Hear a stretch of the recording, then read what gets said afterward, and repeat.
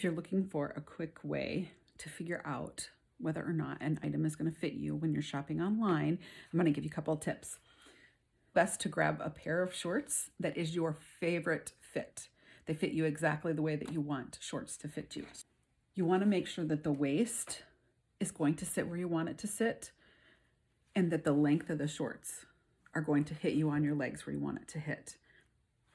So you're going to make sure you measure the rise and this inseam for the length of the shorts to make sure that they're going to be as long as you want it or as short as you want it. You're also going to want to take the measurement of the waist. With those three measurements, you will make sure that the size that you are ordering should fit you.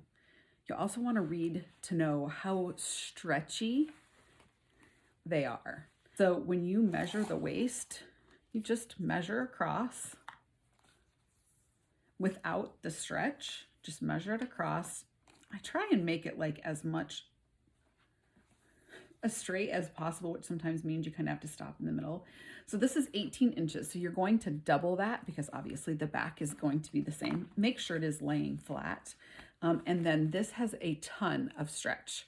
So just know that about this fabric, that it's stretchy. So you're going to want the waist measurement. Then you're also going to want the rise. So I'm going to pull that so that it's a straight line. And this is the rise. This is 12 inches for a rise. That's usually at least a medium, like a mid rise, or a high rise is usually 12. And then you want the inseam, which is this right here, this length right there, the straight.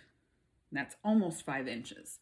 So you're going to, when you order your shorts, you want to make sure that the rise is pretty close to 12.